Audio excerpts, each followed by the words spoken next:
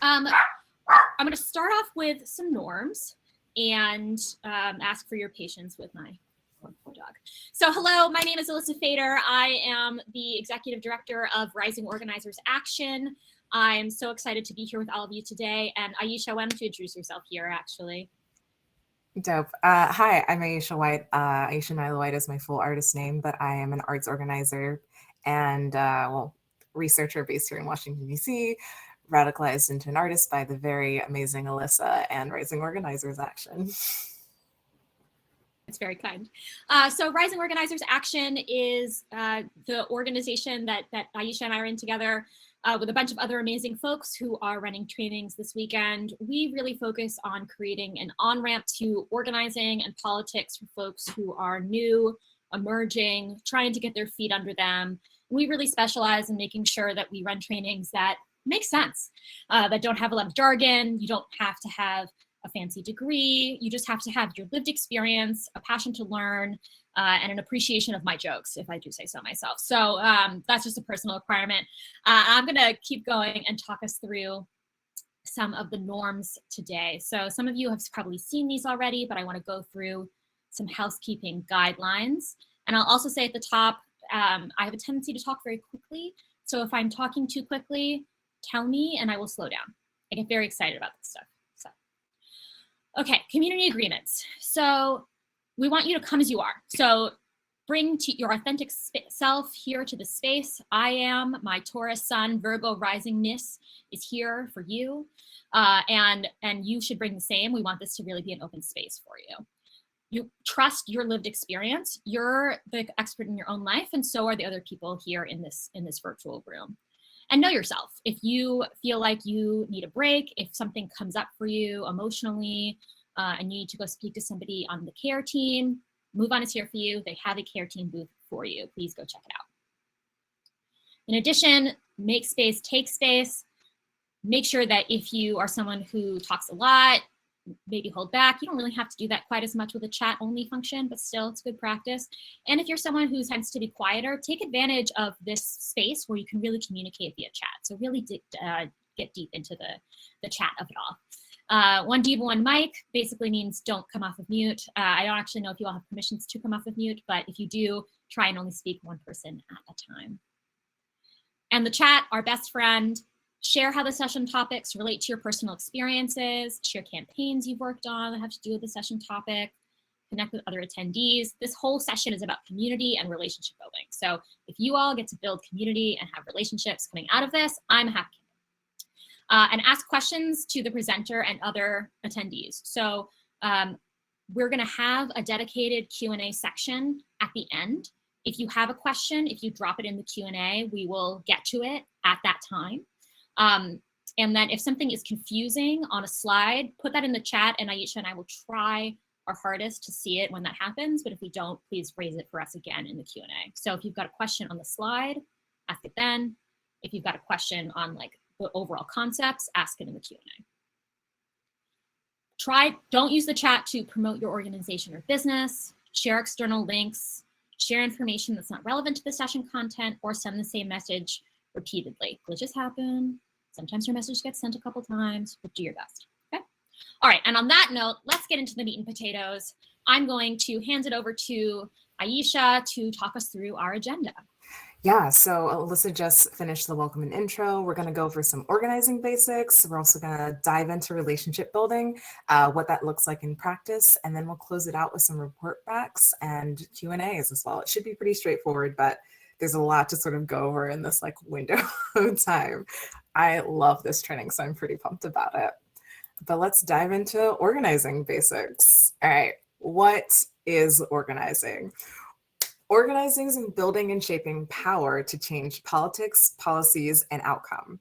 Power is the ability to act and achieve purpose, and power comes in two main forms: people power and money power. In the chat, if you have a moment, think about what comes to mind when you think about people power or money power. You can drop some examples or put them both in the chat. Tell us what you think and what sort of is an example that comes to mind. I can think of a few, but yep, definitely PAX. That's Unions, yes. People power. Lobbying is an example. GOP, yep. Yep, great examples being dropped in. Those are actions, yeah. These are great. So the main example that we have when we're talking about money power, we sort of think about organizations with large money. And Elyssa, do you want to go to the next? Yeah, this is a graph that shows how much oil companies spend on climate lobbying. Just in $201 million, and that's a lot of money. And the only way that we can contend, or that we are talking about in this workshop, with organized money is we sort of need a lot of organized people. The photos in this slide are, there's a Black Lives Matter action, but the other two are actually move on actions. Often we see organized people show out like this publicly, but there's a lot of behind the scenes relationship building that goes into making these action happen. People don't just turn out on their own. Organizers turn people out by like building relationships with some. They just don't shout into the void magically. They build relationships and community to make these public events happen, and other sorts of actions as well.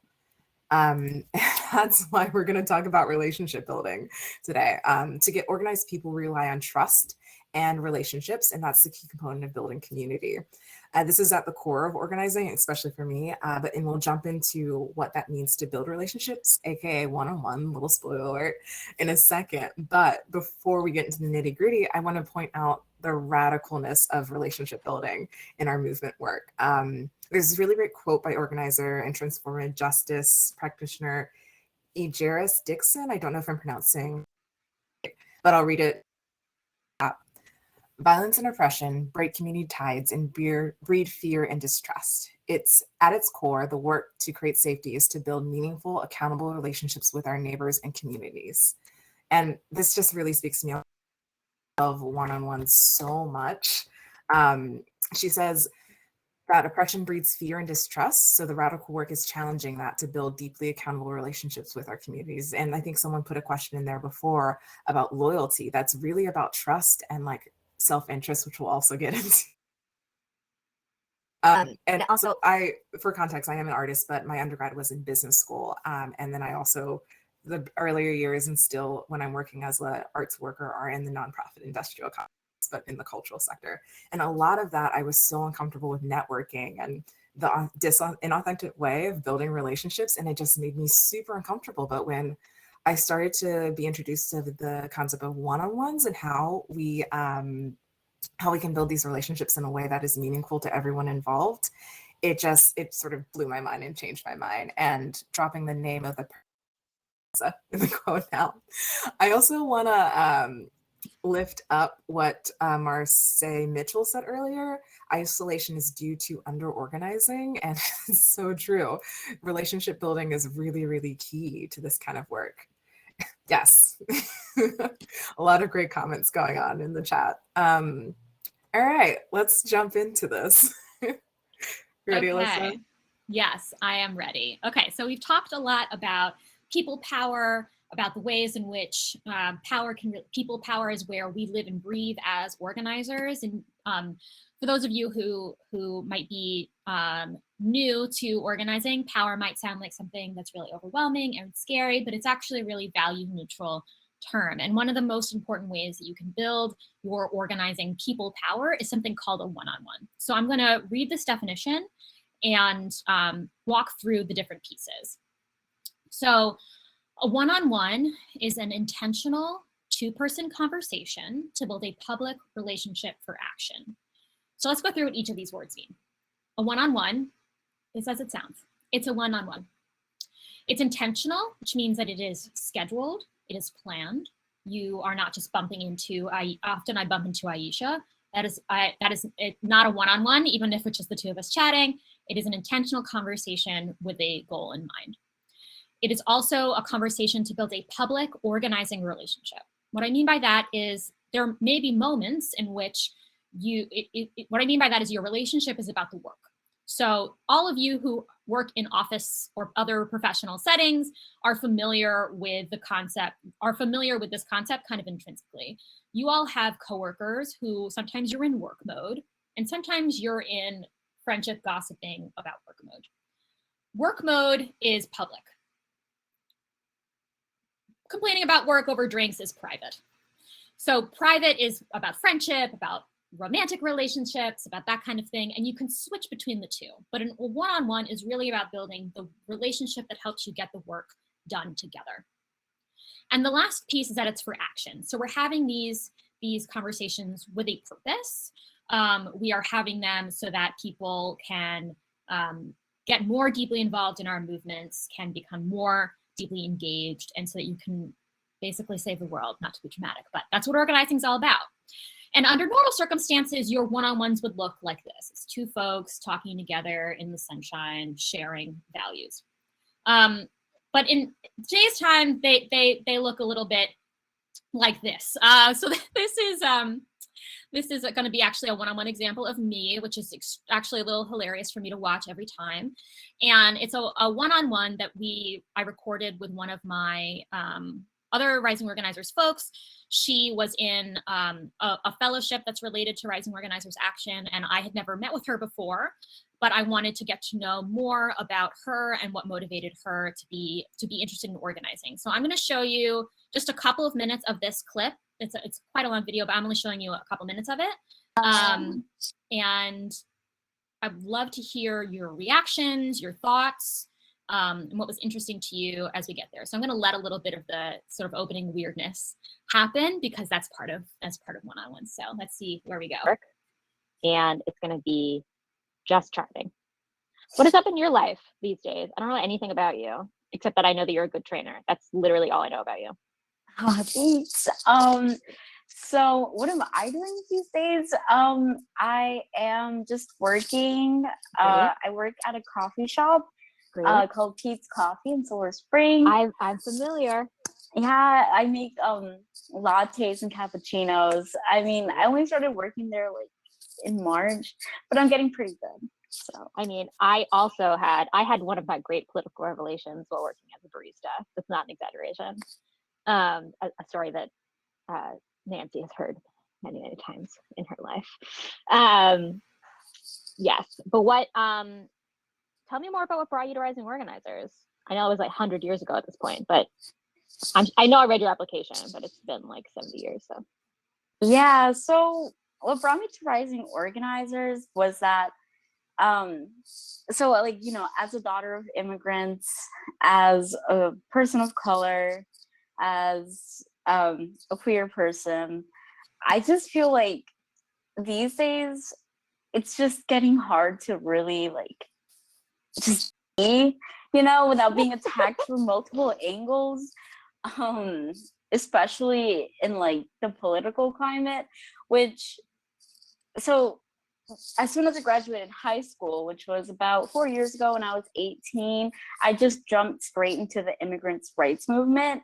And I didn't go to college, I just joined straight to the immigrants' rights movement.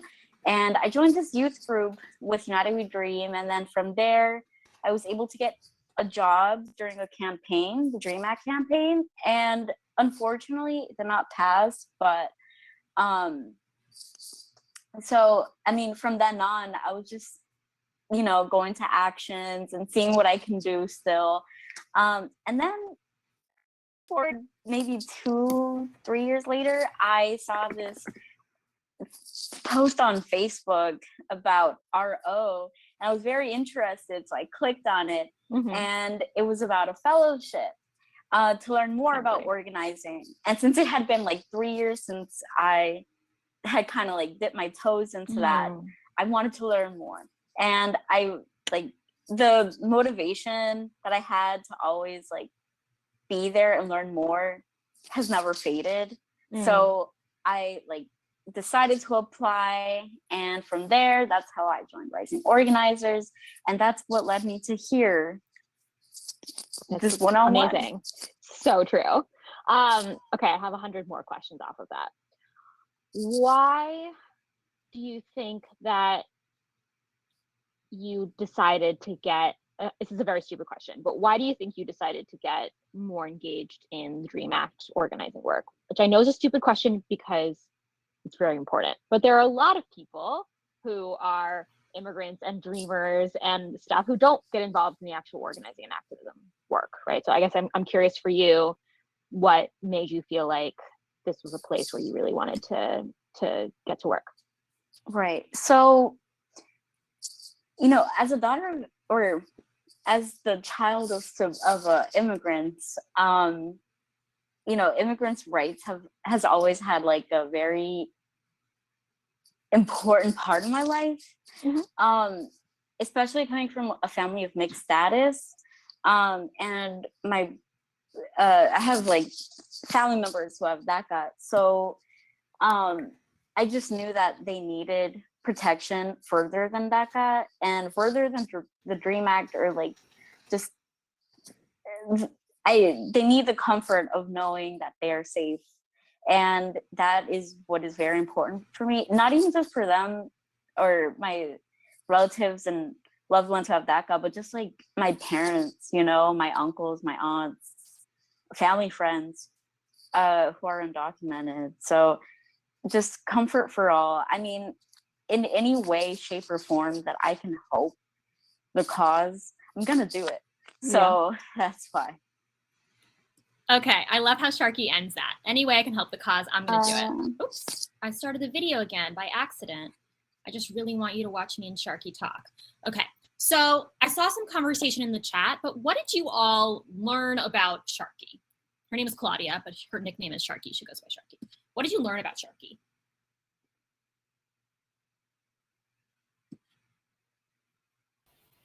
Definitely learned a lot. Yes, drop it in the chat. Matt will cry. Seriously. We do some acknowledgement. I like to let her know that I'm listening. The mixed status is challenging. She has a lot of family and friends that are undocumented. She is inspiring, and I'm going to tell her that you said that, and she's going to be really happy. She's focused on her cause, right? She jumped straight into it out of high school. She's deeply committed to it. It's personal for her. These are all things that you learned about Sharky really, really quickly, right? So let's take a step back for a second. What was going on here? This is not to toot my own horn, but for the process of your learning, what was I doing to help pull out these answers from Sharky? Truly, you're never too young. That's very true. What was going on in this conversation? I was listening. Great, Giselle. And someone mentioned earlier, I was sort of like making noises. Some people like that, some people don't, but it's just my style. Asking good questions, asking follow-up questions, active listening, receptive and empathetic, open-ended questions. Great. And some humor. Yes. Thank you, Priscilla.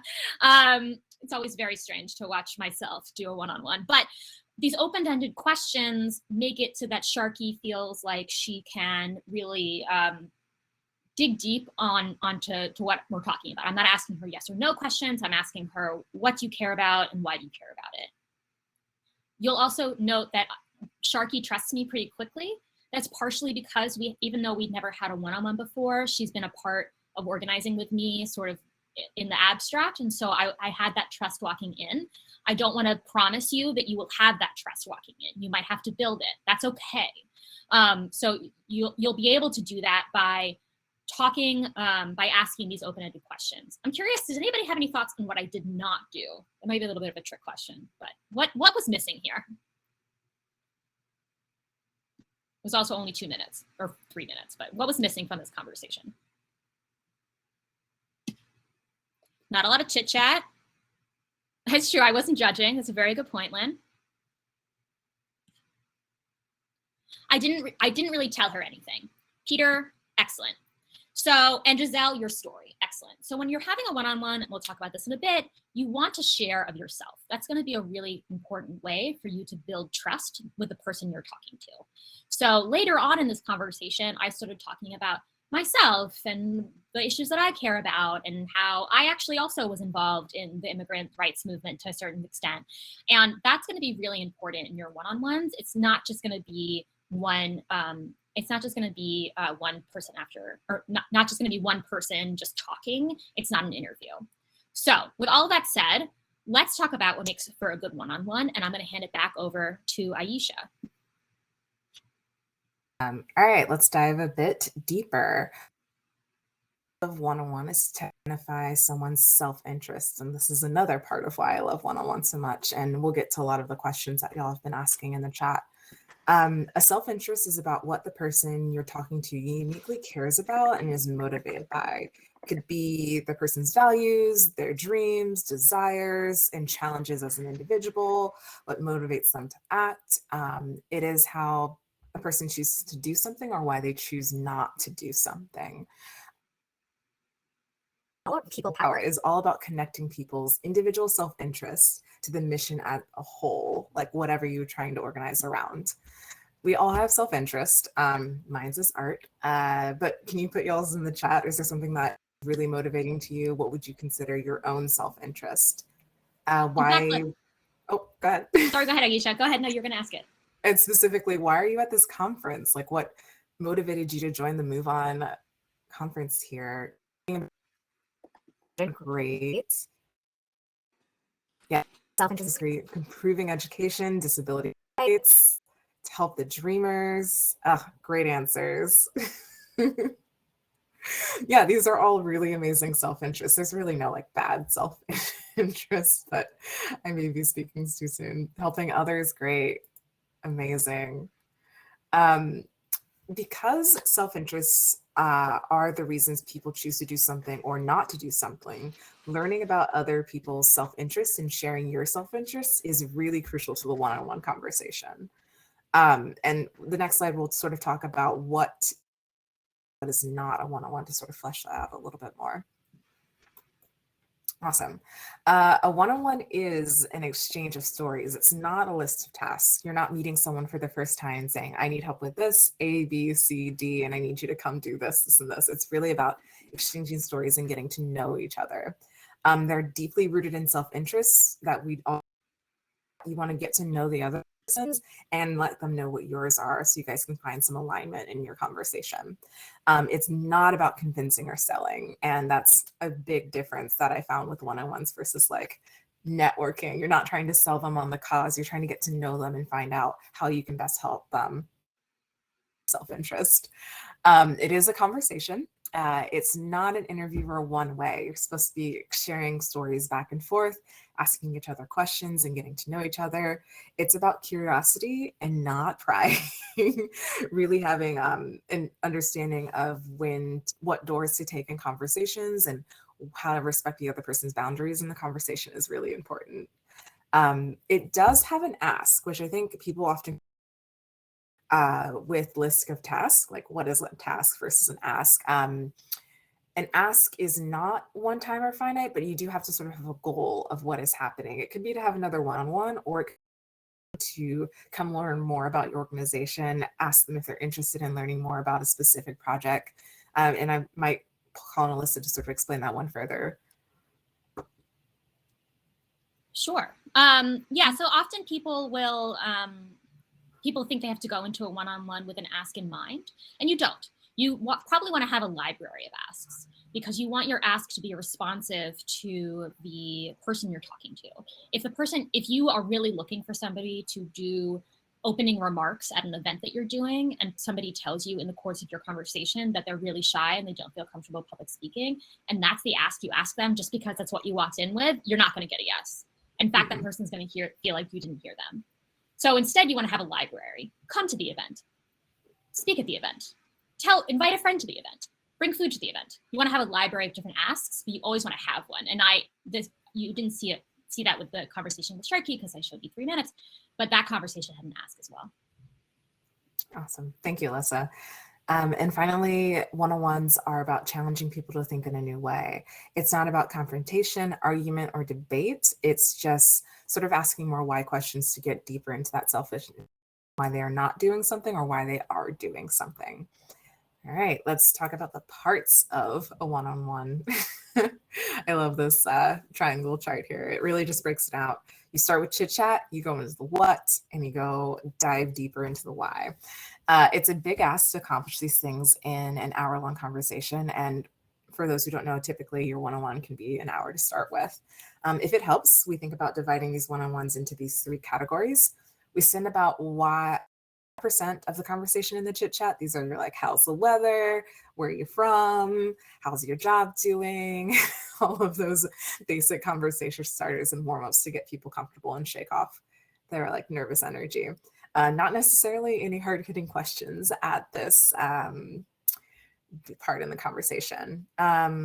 Where did you see chit chat in Alyssa's conversation? Do you guys have an example of that? Oh, chit chat. She missed that. That's a good one. Tell me about you. Barista experience is a great one. Yeah. Silly questions. That was a good part of it. Awesome. All right. After the chit chat, we move on to the what space, and you spend about 15% of your time. It's where you move to learning about the person and what they do, a little bit more details about their work, how they got into the industry, and like what brings them to the area, to get a little bit more of like the basis background conversations. Can anyone drop in the chat where they saw what in Alyssa's conversation? Like the what section of the conversation? 15%, Cindy, thanks. 1-5. Yes. Is honestly, hour being like the max, I would say, for the conversation. Sorry, Eric asked in the question, is an hour really ideal? It is a lot of time. I'd say you can go less, but usually 30 minutes to an hour is typically the length of my average first one-on-one. Where are you from, Robert? Thank you. That's a good what question. Your family, how long have you lived here? Easy questions. And then the why section. And this is where you want to spend about 80% of your time in the conversation in the space. Why do you do those things? Why did they react the way they did in that moment? Why are they feeling that way? Why are they interested in organizing? Remember, one-on-ones are a tool for building relationships to take action. So we should also think and questions that assess where people are and with the thinking about change and what they want to see. So in the why question, there's a really great way to do that by asking sort of these probing pie in the sky questions. What does this ideal situation look like with the enormous amount of funding and power that you had? What would you change and what would you create? I love big picture thinking. How would you like to see X, Y, and Z change, and how would that play out for you?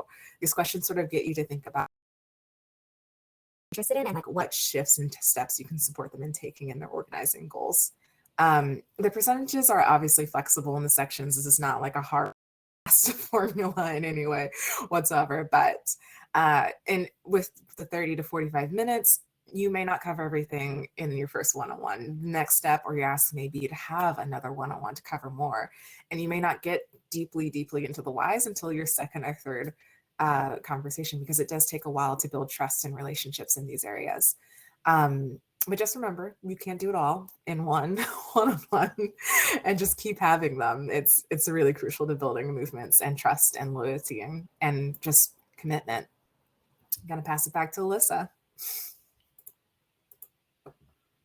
One more thing on this triangle, because I love to talk and talk about this triangle in particular, which is that I often find that people who are beginner organizers get stuck in the what space. They get stuck in what are you interested in? What are you doing? What do you care about?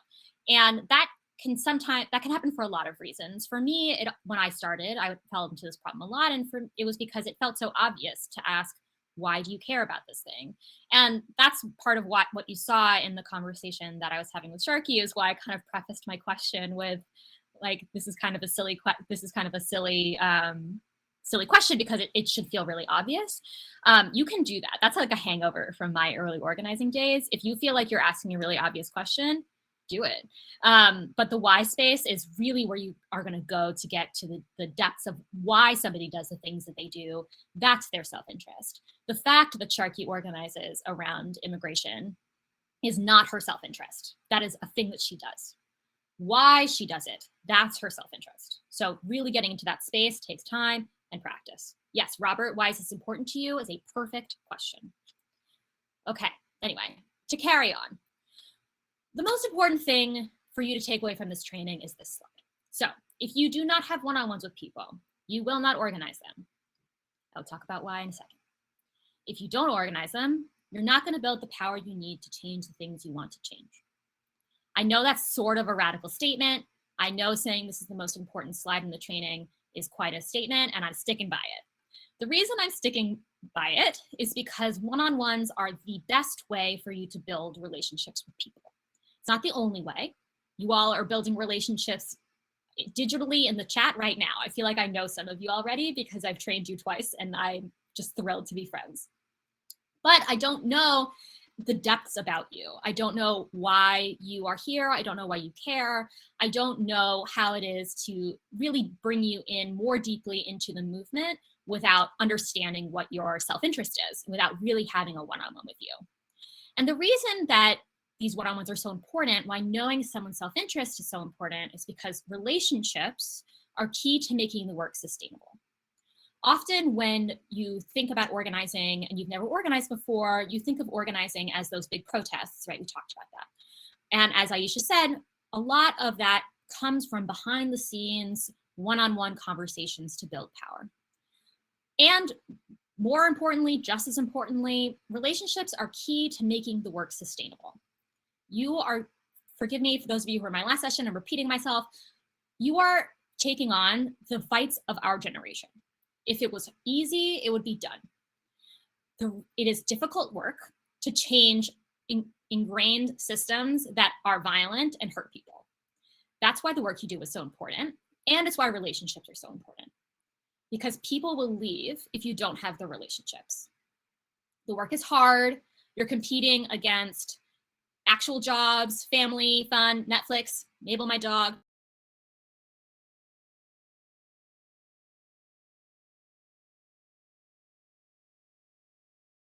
But unfortunately, they are not.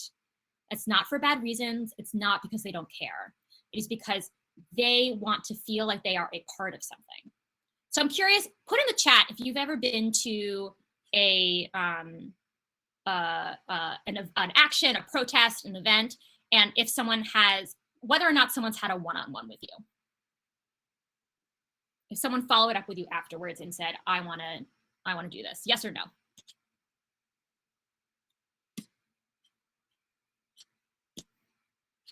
Great. So you can see there's a bit of a pattern. This doesn't happen very often, and Randy, I love that. And it's hard to Robert, Eric, great, love it. It's hard to do one-on-ones. There's a lot of people here, right? And like, let's have some grace for each other and for our organizers, and knowing that sometimes it's just going to be really challenging. But I know for myself, I've been to a lot of movement meetings, and I've tried to have one-on-ones with people. And when I get the brush off, I just don't go back. I'm really easy to organize. I'm really ready to go here. And I really want folks to really engage with me. And so when they don't, I feel really discouraged, and I don't want to be a part of it. So when you have had if you have had a one-on-one with someone after an event or a protest or an action, put in the chat, how did it make you feel to have that one-on-one conversation?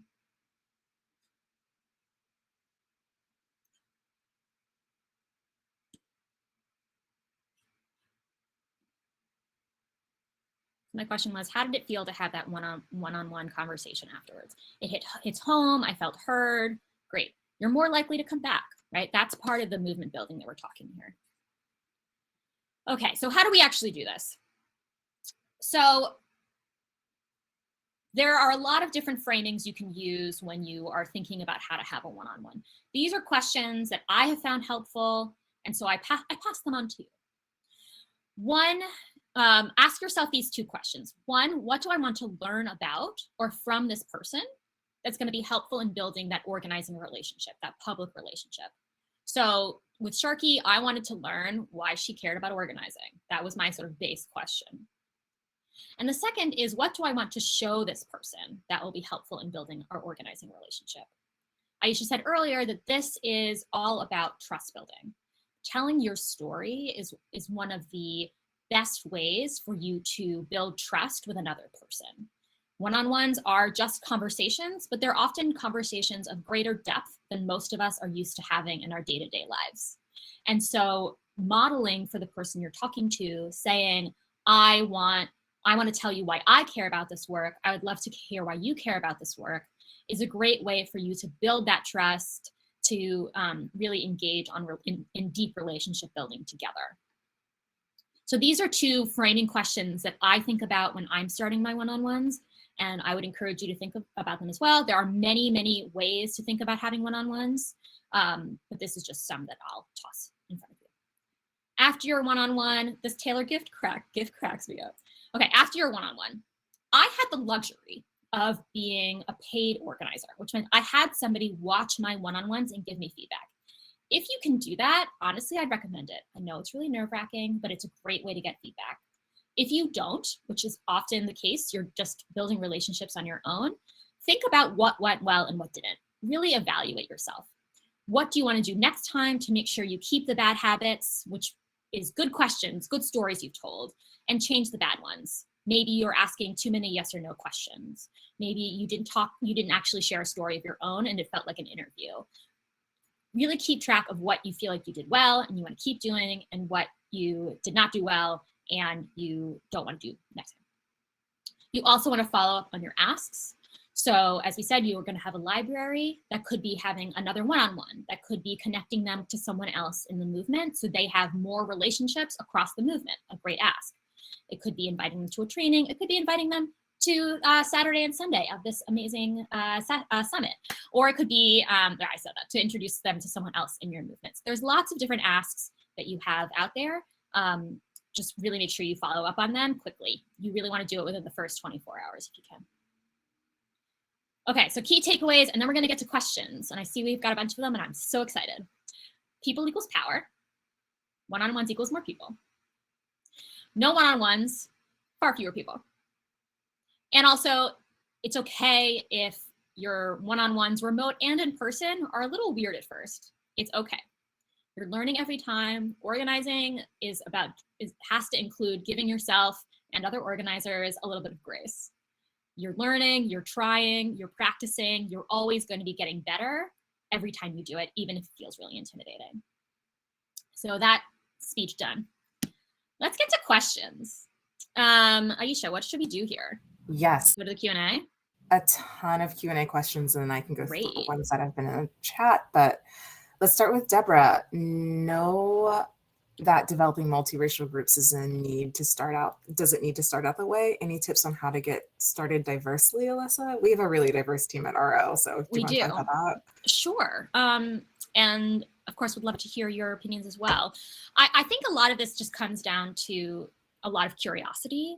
The Rising Organizers team is the most diverse space that I've ever seen, just in terms of identities across all things, backgrounds. And I think there's a lot of reasons why we've been able to cultivate that, but one of them is that I think that we approach each other with a lot of good faith and curiosity.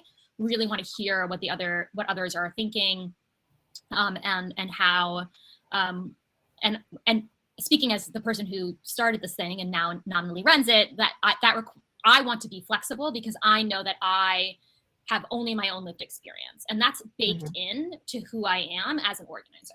It is baked into who I am as an organizer that I am a white person from the Northeast who is cis and doesn't identify as a member of the LGBT community, and that means that my perspective is limited, and that makes other people's perspectives all the more valuable. So when I approach my one-on-ones and with that sort of frame, it just opens up the space, I think, a little bit more, but that work is on my end. And I think that's worth emphasizing. Like, I do that work to make sure that I walk into spaces not being like, I know best, blah, blah, blah. I really take the opinions of other people seriously. So that's just me. But Aisha, I'm curious for you. What do you think?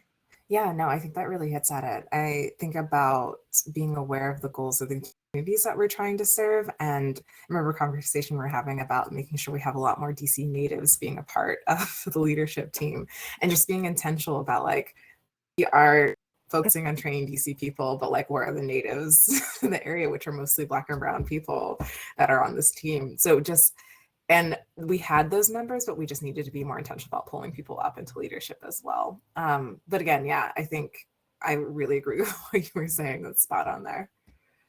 Aisha, I'm curious about your opinions on this next question, since it resonated with you. How do I build loyalty while building community? Oh my gosh, I love this question. And Elyssa, you are great at this. So I'll say this from the outside perspective, but I believe it is rooted in the self-interest, and interest helps you build them as a leader. And when someone's invested in you as an individual, rather than like in addition to the cause, you find a place for them to actually find their purpose inside the organizing, which builds their loyalty. Like I can do both my individual arts organizing and social justice work inside Rising Organizers. I know there's space for everything that I care about. And I know Alyssa thing. So I am very loyal to this space. And I think about other spaces that I have that in as well. But that, and it's about the relationships. Like I think about community engagement, and honestly, I'm in it because CJ and I are just great friends. And I don't want to leave him hanging. And we've built this relationship where we can both support each other, and I don't want to let him down. So I'm very loyal to like supporting that team inside of Rising Organizers. Do you have anything to add to that? No, I think that's it. Just building relationships. And CJ is another member of our team. He will be training on Sunday if you would like to meet him. So you should do a bunch of projects together. Okay, let's look at Nancy's question. It's so clear that one-on-ones will build community, and I'm thinking about how time intensive it is and how hard it is to scale. Presumably more and more people in a group can take on responsibility for conducting them, but is there a method we can use that is easier to scale? Nancy, there is something called the snowflake method, the snowflake model. We're going to be training it tomorrow in the field training, but it also applies here. Basically, it's a way of building teams so that everything can scale. So I don't want to spend too much time on it because we are going to talk about it in the field training tomorrow, and it is a pretty common concept, but Google it. Yeah, Snowflake model. Totally agree. Definitely recommend it. It also makes organizing more sustainable. You shouldn't be doing it alone anyway, so it makes it less intimidating. Recommend go to that training as well. It's really fun. And it's a brand new one. I wrote it just for the Move On Summit, so it'll be fun. Excited. Nancy has another question. Is motivation always about self-interest? It could be deeply rooted in values? Yes. I personally feel like values are a part of the self-interest as well. I don't know. What do you think, Elyssa? Yeah, that's exactly it. So often self-interest, if it's a new term to you, which I'm sure it is for many of you, can sound like it's really like selfish, but that's not what it means. I know it sounds that way. We didn't create the term. We're just going with it. So self-interest is about your values, your morals, what gets you out of bed in the morning. It's not about selfishness. It's not about like your personal motivations and wanting to see yourself get ahead. So great question. Yeah. What's next? Victoria's got a great question. I understand. Oh, Victoria. But how do I get people interested in even organizing? How do I create a base? Do we have the base building training this weekend? We don't have the base building training so much this weekend, but Aisha, I'd love to hear your experiences. Yeah. How did you tell us how you got interested in organizing and how you joined a base, and what are some best practices that you think Victoria can take from your experiences? Yeah, I think the example that applies, I think the best to this question would probably be organizing in the workplace. And I think people are really intimidated by like the terms organizing and union and big words that involve what they think is as conflict or like being aggressive in these spaces. So I always sort of start a lot softer. Another word for like unionizing is an employee resource group. So I would tell people, hey, let's just get together and like talk about like ways we can improve the workplace. And then we could just present these issues to our supervisors, and just creating softer entry points to organizing. Organizing one-on-one workshops are also a really great way to sort of step into that. That's how I personally stepped into it. My father actually has a history of organizing, so I've been aware of a lot of these theories. It sort of was there for me already. But I think my personal journey was really coming to like, okay, what is the basic of organizing, and understanding how I was already doing this in my life, and then applying the principles to it. So if you can find somewhere to connect with them where there's something that they'd like to improve, and then slowly walk them into how that could be organizing, it might be a better, like softer entry. No, I think we're unfortunately out of time, but I do want to get to this one question from Kim in the chat, which is, under what circumstances would you set up a one-on-one? And I would just say you start with the people that you can that are in your contact list. You want to talk to an individual person. If you want to talk to the Democratic Club, maybe there's someone on their list you can email directly. But really try and find an individual who's already in your community to start, who already shares your values, to really start having these conversations with. And I hear you on wanting a base building training.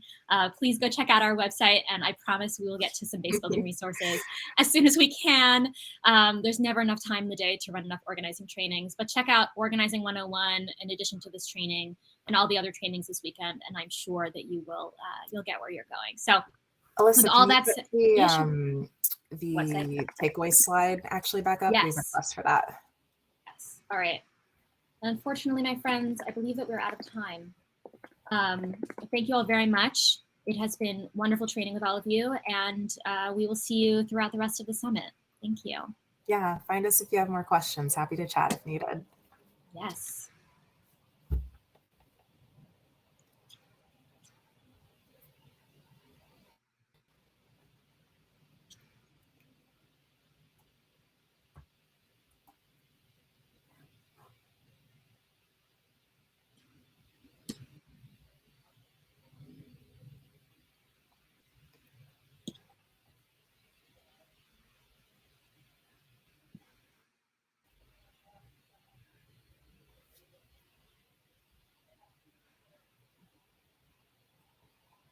All right.